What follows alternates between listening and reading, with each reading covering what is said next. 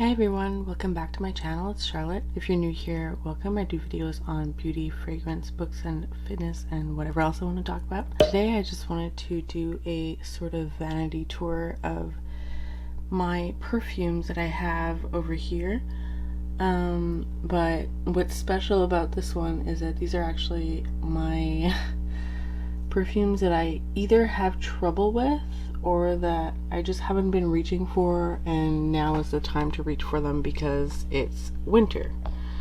So yeah, if you're interested in that, then let's just get to it together.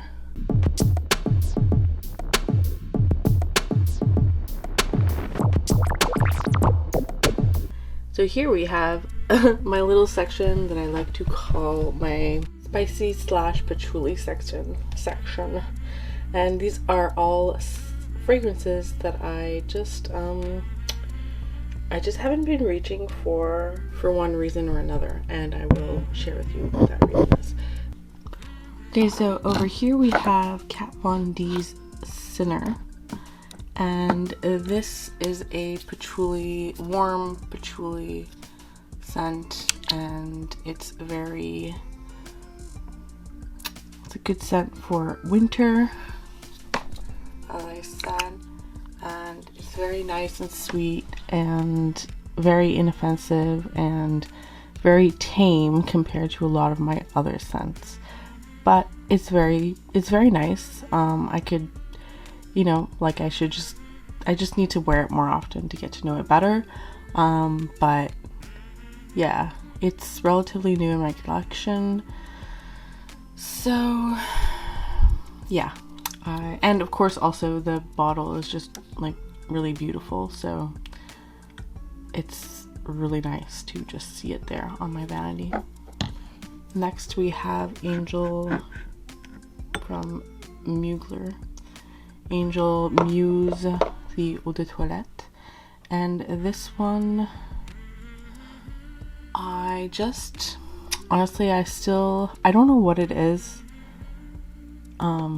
but I did try samples of Angel and stuff numerous times before and I liked them, but the bottle, wow, okay, I'm getting ahead of myself here, okay, because I got this too, Angel, okay, and I was really excited to get it, but it doesn't smell how I remembered it, and I actually think maybe what I smelled was the Eau de Toilette, and this is the Eau de Parfum, and they're pretty different.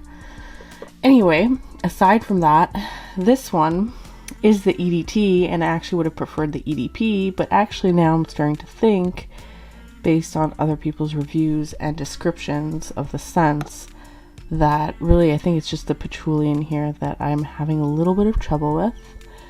But it's strange because I feel like this is something I would have loved in the past, and it's only recently I've had trouble with it.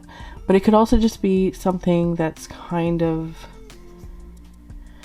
temporary or like a phase I'm going through, because I do go through phases, and then I will get sick of a certain kind of scent or fragrance profile and then I'll move on to another one. And right now I'm just not gravitating towards these kind of strong patchouli spicy scents. So yeah, that's what I have to say about this one. Next up, actually, funnily enough, is this one, Agent Provocateur by Fatale Intense by Agent Provocateur, and funnily enough, actually this one is considered to be closely related to Angel, or like a lot of people find that this reminds them of Angel but without the patchouli. And I mean, I guess maybe I honestly, when I first saw that, I was like, wait, what? I had to go back and smell them, because I did, when I smelled this, I didn't think of Angel, but once I saw that and then went back to sniff, I was like, oh, okay, I can understand where the comparison comes from. And I mean, if there was that thing that bothered you in Angel, this one might be okay for you, because this one smells really nice to me and intoxicating. It's and the Angel one doesn't. And Angel I have more trouble with. So yeah, this one I really like, and I just want to reach for it because, like I said, it's a spicy one. And I actually just, to be honest, like I have a hard time. I tend to not reach for my 1 ounce bottles as much because I'm afraid of running out. Like, okay, I know it sounds ridiculous. I have so much perfume. But anyway, this is a 1 ounce bottle, and yeah, I should just use it. Speaking of which, you know, fear of running out. This is my 20 ml of Flowerbomb by Viktor and Rolf. And as you can see, I already have a dent in it, but actually like this dent was made a long time ago. A really good friend of mine gifted this to me, and she just guessed too. She didn't even know I liked perfumes. It was the best surprise ever. She was so sweet. But I went through it really quickly in a couple weeks, and it just kind of freaked me out because I looked up the price and I was like, well, especially at the time, but even now, like, it's very expensive. So I just yeah, I got freaked out by the dent, and I was like, okay, I'm only gonna use that on special occasions. And now I'm just kind of like, okay, well, you know, I should use it, you know. I really, it's like I'm always like keeping, I love it so much, and I'm always kind of protecting it, but it's like, come on, use it. So okay, I gotta use it. Next up we have another perfume that is very new to my collection, as in I got it today. I got it in the mail today. This is Elie Saab's Le Parfum, or the Parfum, and this is not something I would have bought if it were not for YouTube. I'm totally falling for the hype over this, which it's a subtle hype. It's not a big hype. It's like the kind of hype that's like in the background, where it's kind of like, oh, people barely talk about it because it's kind of just expected that like you have it. It's just like, it's good and basic and you have it or something. And to be honest, I was kind of intrigued by the simplicity of the notes, but the reputation being so great. Like, I was just kind of like, it seemed so simple. There's just like some white florals and honey and some amber. I think that's it.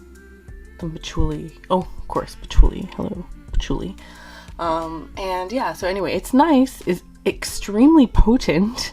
And I say that having, you know, experimented with hundreds of perfumes. And yeah, it's like one spray. You can go with one spray. It's very potent. It's a little bit like, I hesitate to say screechy, but a little bit, just a little bit sharp at the beginning. But it's hard to tell if that's just, you know, that's also lending to the lasting power. So yeah, this is like, I don't have much to say about it because it's new, but so far, like, I see the quality in it, at least. Then in the back over here, I have Midnight Fleur, Eau de Parfum by Nest Fragrances. And this is a fragrance that I just really want to like. And for some reason, I just don't seem to really love it. I got this. I still have a dent in it though, as you can see. I think you can see.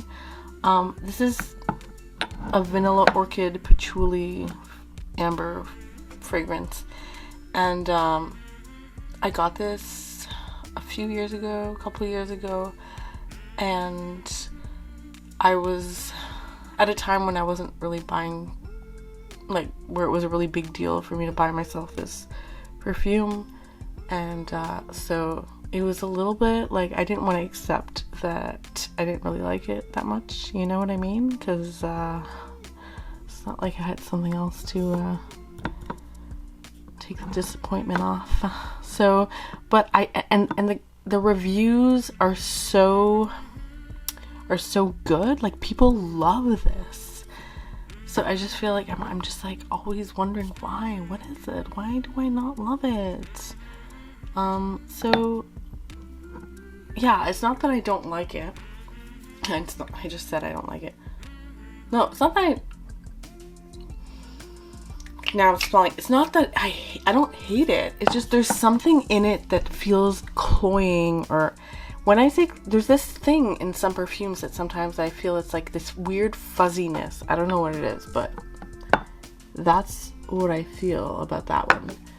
Now here we have Oscar de la Renta Midnight Amber, and this is a cheap, affordable fragrance.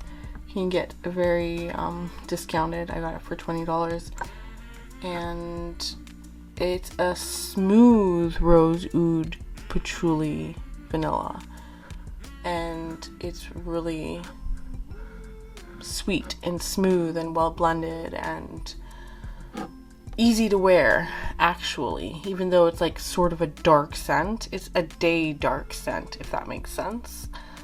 Day dark winter scent. And yeah, I just want to wear it some more because I'm realizing that it's actually really, really good and I should be wearing it more, especially right now at this time of year. Moving on, here we have Angel, and this one, yeah, it's one of those perfumes that you need to be prepared to wear it for many hours because it's not going to go away if you spray it. If you know, you know. And it's so strange because I have such strong memories of this from the 90s, and like I loved it, and to me it wasn't heavy at all. And so when I started watching fragrance YouTube, and I heard about the reputation of it being heavy, I was really confused and wondering, like, is it me or is it the perfume? Like, I was very confused because, like, as a kid in the early 90s, like, I remember I had a friend who wore this, like, and I loved smelling it. Now, anyway, I bought it this year, and now I realize that maybe the one I was smelling was the eau de toilette or something, because, or I don't know, or maybe I really did, my nose evolved or changed, or my sense of smell of what's, or my sense of what's, you know, current and modern has changed, which, you know, makes sense. That was like 25 years ago. But yeah, I don't know, it's just strange. It's a very different experience I'm having of it than I had during, you know, my childhood. It's very heavy on the dirty patchouli, that kind, you know, that can just it can be a little bit suffocating. And yeah, it's really intense. And I swear, I was like, when I smelled this, I was like, okay, I've totally smelled this on a man who oversprayed this. Yeah, like, it just reminds me of going, I don't know. Anyway, I don't know, but it's iconic. It's iconic. And I love to have it as reference, and I love to come and sniff it multiple times a week and occasionally wear it. And it's very unisex, so, you know, sometimes I spray it on my boyfriend. He's not very adventurous, but sometimes he'll say, hey, spray one of your perfumes on me, and so I will. So, yeah, there you go. That's Angel. Speaking of Angel, then we have Chopard Wish. And funnily enough, this one was compared to Angel, and I don't see the resemblance aside from the synthetic sweetness. This is not something that is as hard to stomach.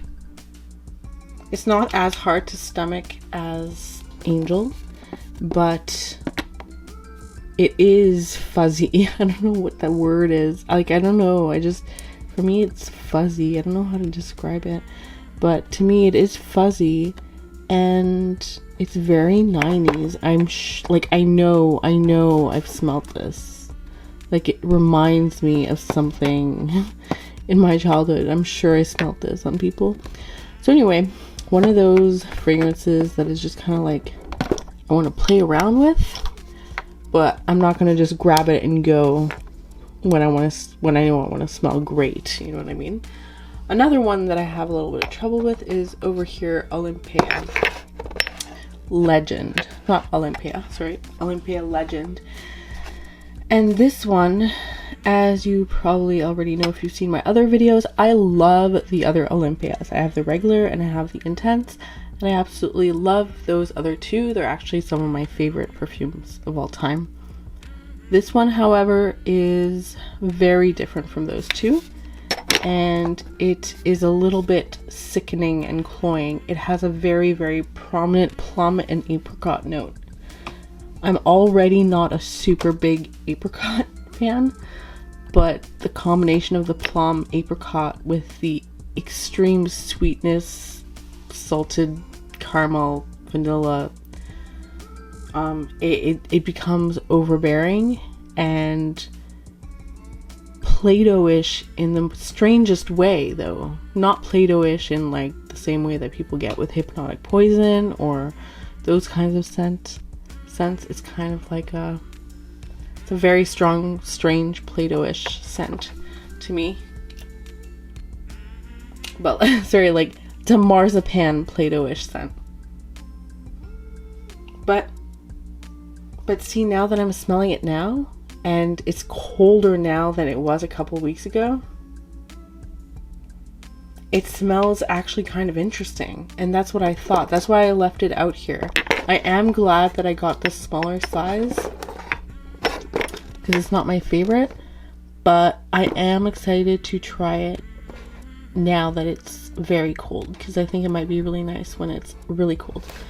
Next up we have Roberto, Cavalli, Gemma di Paradiso, and this one has, it's funny, I got this way before I started watching YouTube for fragrances, and I got it at the $19.99 aisle at Shoppers Drug Mart, and I really liked it at first, and then something happened and I started not really liking it as much, and I don't know what it is, but there's this weird cloying woodsy part to the fragrance that I don't really like, and I think it's more pronounced when it is warmer out. So I'm wanting to give it a try again in the winter again to see what it's like. This is often compared to Good Girl by Carolina Herrera, but I can sort of see the resemblance. I don't have that one, but I have a little tester of the dupe for that one, and that does smell pretty similar to this, sort of. So I can see the resemblance, but I don't think they are exact dupes, because I'm pretty sure I prefer Good Girl, or I like it. So I don't know. I need to experiment with this one a little bit more. Then we have Shaghaf Oud, which I have talked about on my channel before. And this one mainly I shy away from just because I'm not used to the very smoky oud in here. It's very strong and it can be a little bit overwhelming, but it's also very smooth and sweet, and warm, so I do want to try it out and wear it more often this winter. Then here we have, I think this is Man Eau de Rochas, and yeah, it's Man by Rochas, and this is a fragrance I got for my boyfriend like 6 years ago or something. It's not that much left in it, but now I wear it, he doesn't wear it. I haven't worn this in a really long time though, but there's a good little amount left there, and it's just a really yummy coffee, cappuccino and lavender coffee and lavender scent. And I do think it's, it's masculine, but I like it on me as well.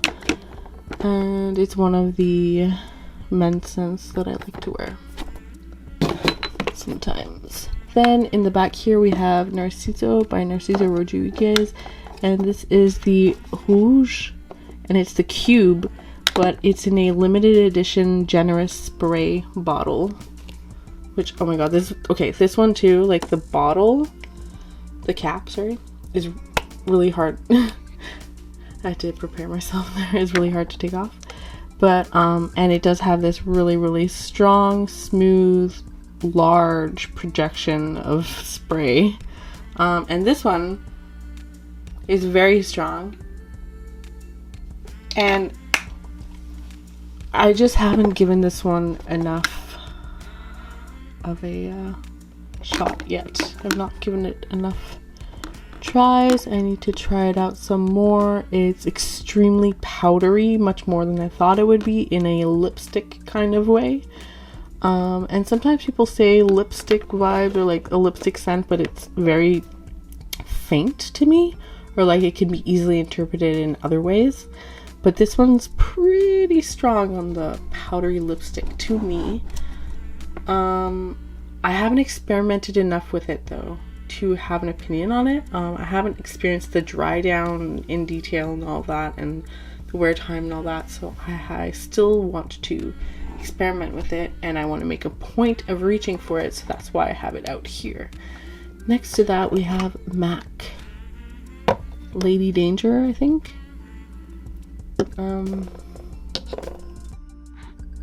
Yeah, this one is a cherry and leather scent, cherry leather.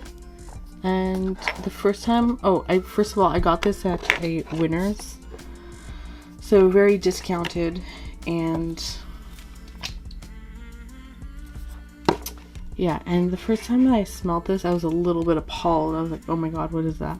It was just a little bit animalic in a weird sort of bad breath sort of way, and now I really like it, even though it still has that note. I have a couple fragrances like that, but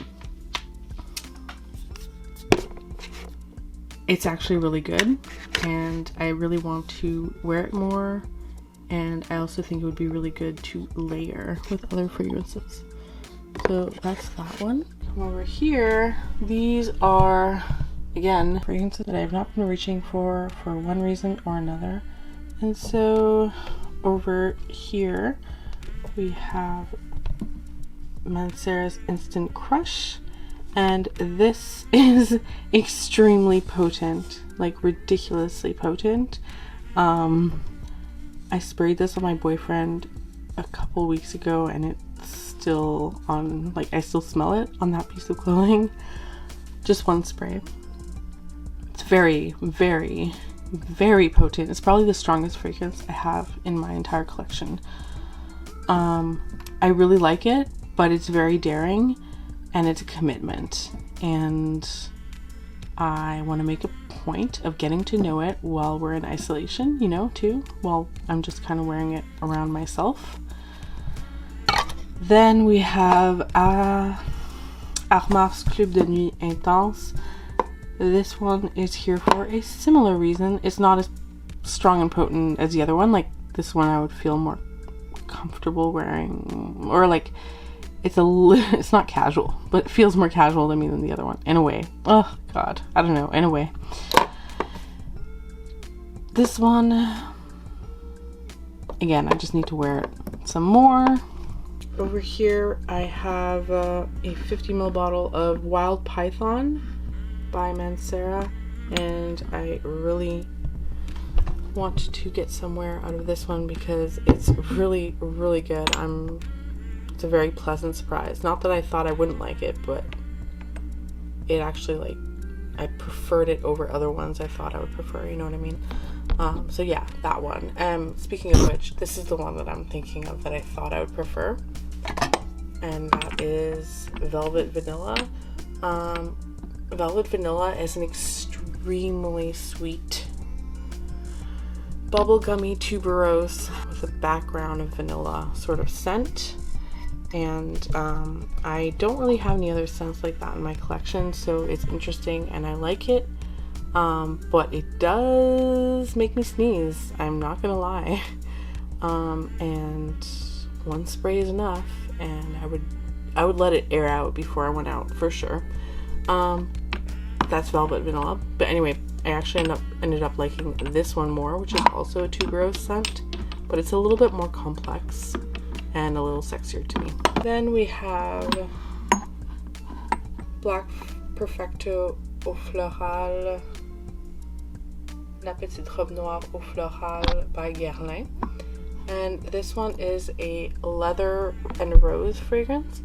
I actually wanted the Eau de Parfum, because that one is a cherry almond fragrance. I thought that's what I ordered, but that's not what I received. It's okay, because I was interested in this one too, but this is not something I would wear any day. It is a very strong powdery leather rose, and it feels very classic, and I do like it, but I wouldn't wear it, like I say, just to go to the grocery store. So there you go. Or maybe I would, on a day that I felt like doing that, but not on a day where I'm just being casual. Then here we have Choco Violette, which I think might be the fragrance I have the most trouble with. And when I say the most trouble with, I just mean like this is the only one that I have been considering selling. And I just, it's not a quality thing. It's like very good quality. It's amazing. It's super potent like the other Manceras, but it's I don't know, that sort of powdery chocolate, violet chocolate musk thing is for me. I'm not sure. I'm just not sure yet. I even like kind of experimented by like maybe I like it on my boyfriend, and I don't even know if I like it on him. So like that one's like when I really want to experiment and do some fragrance homework, I will wear that one. In the back here we have Nirvana's Bourbon. Is that what it's called?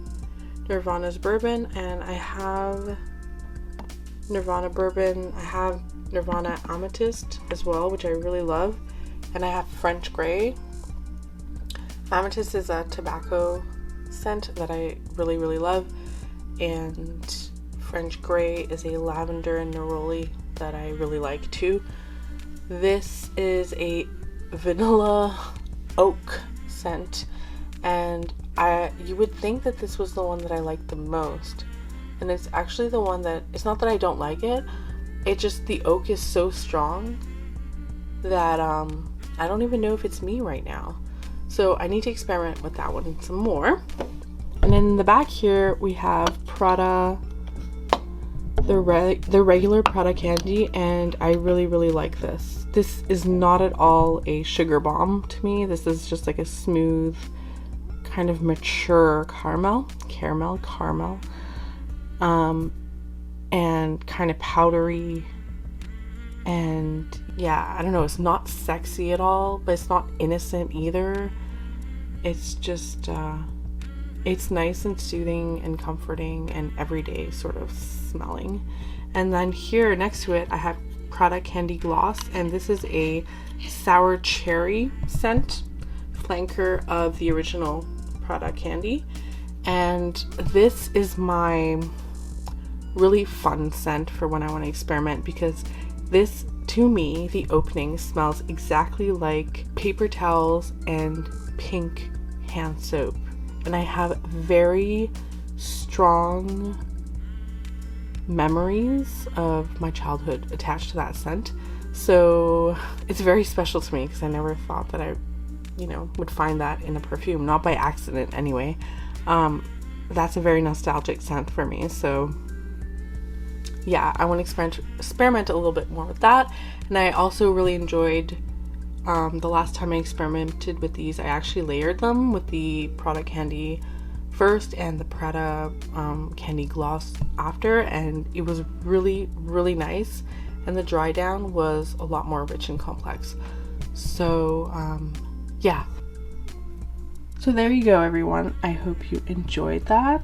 This was my sort of little mini vanity tour of what I have out here that I'm trying to get myself to reach for more often. I hope that you enjoyed the video. If you liked, please like and subscribe to my channel.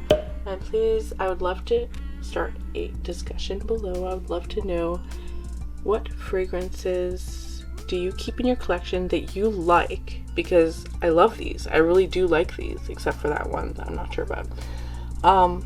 But that you're just not quite sure if they're you, or if they're you right now. And how you go about using them, you know? Do you force yourself to use them up? Do you try to display them like this in a way that kind of inspires you to use them up?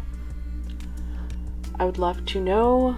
Leave a comment down below. Thank you so much for watching, and until next time, take care. Bye.